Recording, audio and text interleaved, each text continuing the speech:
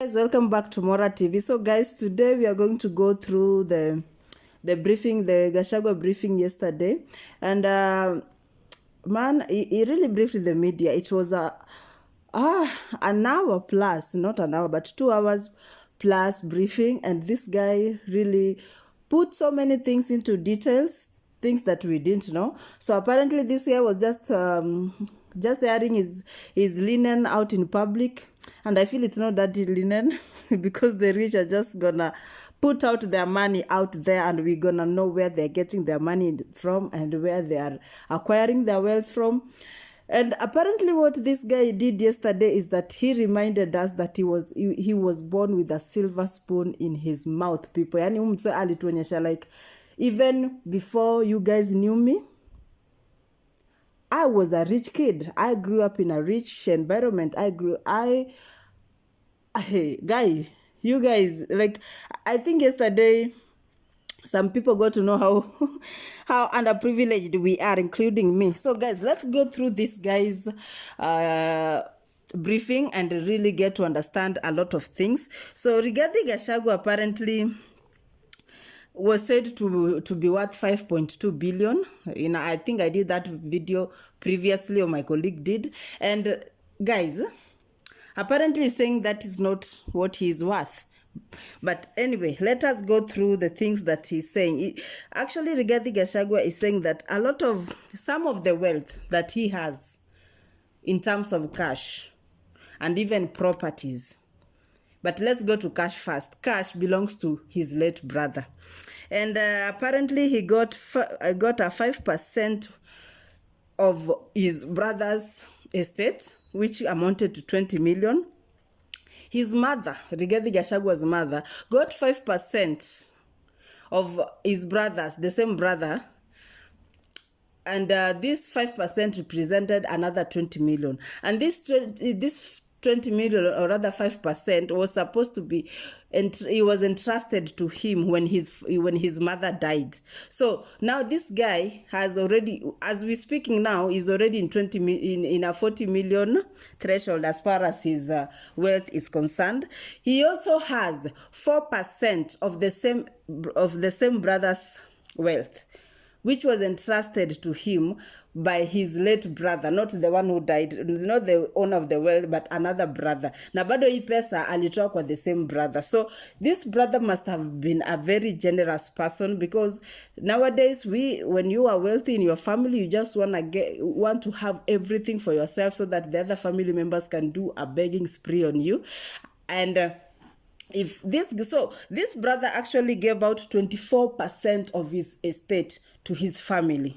5% to the mother, 5% to the brother, and 4% to the other brother. So 20%, 20 million for the Gachagua, 20 million for the brother, and 16 million to his other brother. So that is, we are already at 56 million shillings. So before tuongea mambo mingi, tayari brother yake ashampatia 56 million. So guys, and apparently his mother are already dead, so he's just the only brother right now with sisters, with which akusema ni wangapi.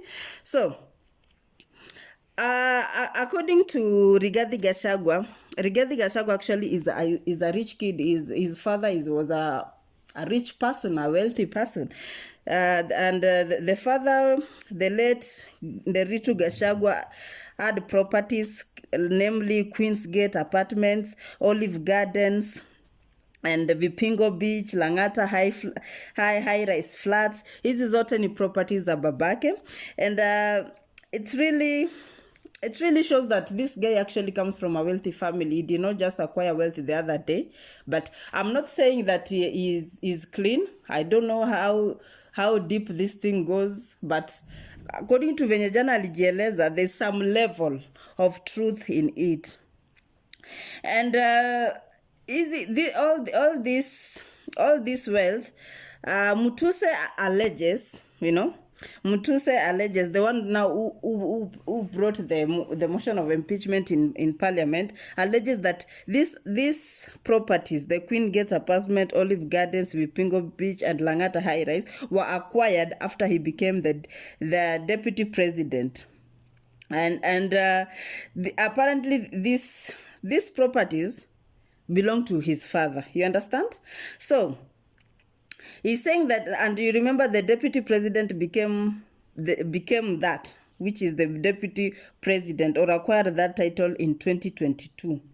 Well, Mr. Gachagua died in 2017. You understand? So these properties were acquired way back before, I mean, before even maybe dreamt of being in politics. Let's just put it that way.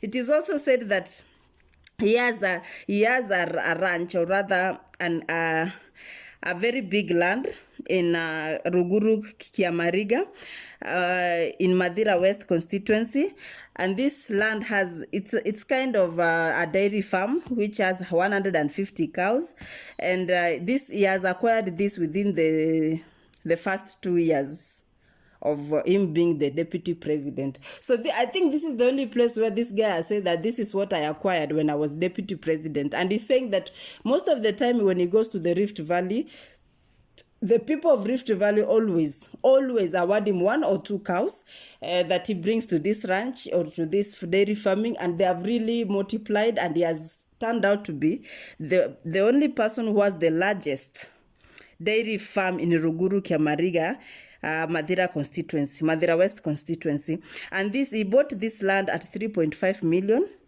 and it is a 2-acre land. And people, according to him, Mutise is saying that this land actually has an helipad, and he said this land doesn't have an helipad. Okay, so we continue. It is said that he has a 40-acre land in Karket Kabraini in Kieni, Nyeri constituency. And he say it's not actually 40 acres, it is a 35-acre land.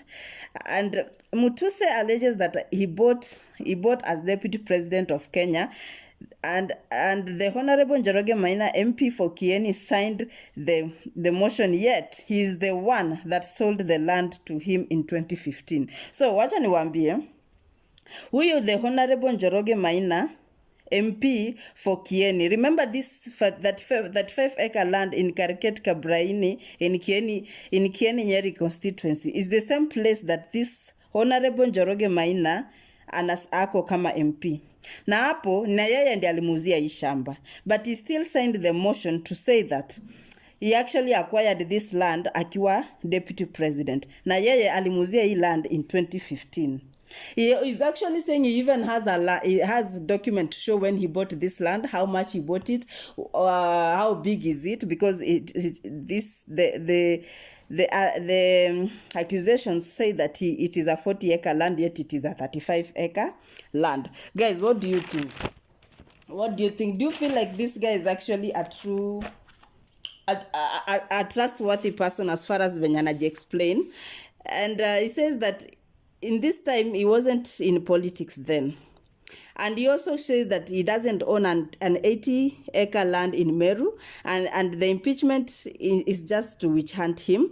He only has a 29-acre land in Meru, which he borrowed money from Solution Circle, a circle that is a member of. So alichukua loan kwa Solution Circle, akanunua hii 29-acre land, not an 80-acre land. And he's saying that he bought this land to be close to where his mother was born, or where his mother comes from. Because apparently he's saying that he's half Meru, half Kikuyu. Apparently hata mimi nilijua jana. So that's why he bought that land. And he says that he's a lonely person because he doesn't have a father, he doesn't have a mother, our brothers are dead, and his sisters are married. Okay, he says he also has a dairy farm in Nyandarua, but truth is, I have a small, okay, this is what Mutuse alleges, that he has a dairy farm in Nyandarua, but ukweli ni kwamba akona land Nyandarua, but it's a very small land, a virgin land that hajafanya anything yet in this, in this land. He has also listed companies to show to show us that, to show that he actually has done nothing with the government as far as those companies are concerned. Yani hakuna biashara amefanya na the government kwa hizo, what do we call it, hizo companies.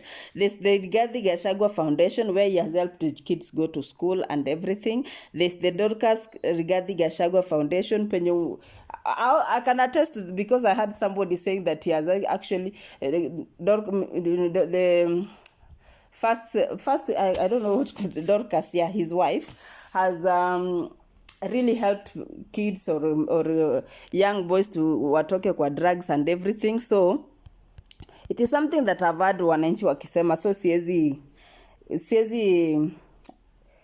contest on it, because it is something that people have actually said. So easy companies, he has sworn that when he gave his kids companies or opened companies or their kids opened companies, he made sure that he told them not to do business with the company, with the government, so because it will bring conflict of interest, So he's actually saying he's not even involved in the KEMSA million saga, where that 3.7 billion saga, where people saying that he was involved in. And he also says that his kids have the hotels by the name Outspan and Treetops Hotel, which belong to KWS. The Treetops Hotel belongs to KWS, so it is leased. And when you lease, you it's like umerent, it's not yours, so you pay to KWS and the Outspan and the Treetops Hotel, the kids took 600 million loan wakazinunua. So there's nothing to show, according to him, there's nothing to show that he has actually been involved in any corruption. What do you guys think? Because I feel like this guy really tried to detail himself as far as his wealth is concerned. Able to ambia pa kwa comment section, do you feel like he's legit? Do you feel like he's being smart? Do you feel like there's a lot he's not saying? Do you feel like he's actually worth the 5.2 billion shillings that Mutuse said? Anyway, guys, stay tuned for the next video, and above all, comment down below, subscribe, like, and share. Thank you.